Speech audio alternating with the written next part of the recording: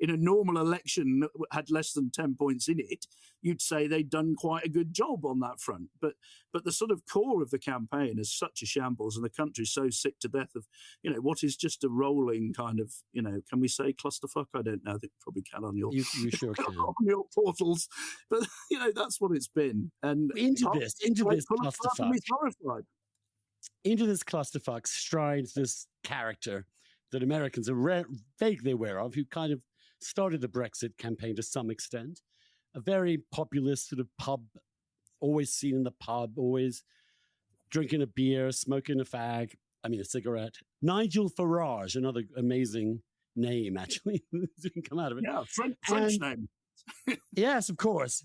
Nigel Farage.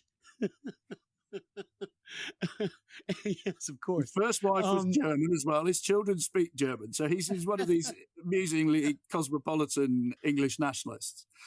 Yeah. So he decides, well, they stood down in the last election so that there was a unity around getting out of the Brexit vote. And so the Conservatives kind of last time represented all the people who currently support Reform Party, which is what they now call it, sort of the inheritor of the UKIP, UK Independence Party. And lo and behold, they took off in the polls very quickly. The Tory base split, basically. Tell us about that. And of course, Farage has never been in Parliament, is running, actually picked a seat this time and changed his mind. He was going to spend his time in America with Trump, of all people. Changed his mind, is running for the seat. He's almost certainly going to win the seat, it seems, in Clacton. What happened there? And how do the Tories think about Farage? Well, look, I'm not sure they thought as much as they should have done.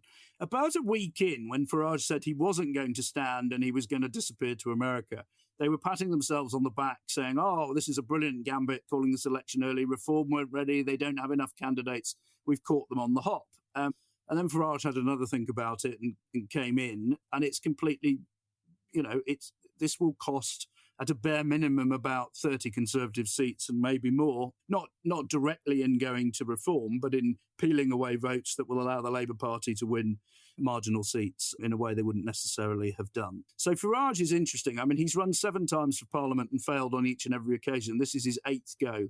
The seat he's selected is a seaside, sort of dilapidated seaside town called Clacton-on-Sea, which is the seat that was held by Douglas Carswell.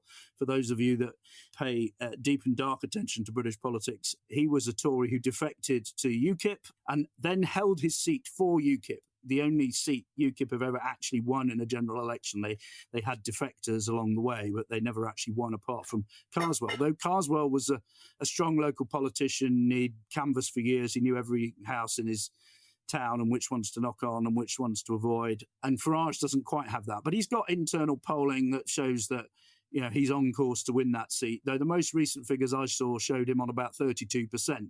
So if people do get together and decide that they want to block him, that's not an impossibility. And there are certainly still bullish characters in Tory HQ who think that Reform won't win any seats. The most I've seen in one of these MRP constituency polls is them taking 7 in total. But I think most people think they'll win 1, at most 2. But it makes a big difference how many Conservative MPs there are around. And Farage is interesting. He's big buddies with Trump, but he's a much less...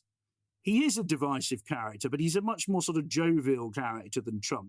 There's a lot of that sort of cheeky, chappy, naughty schoolboy about him.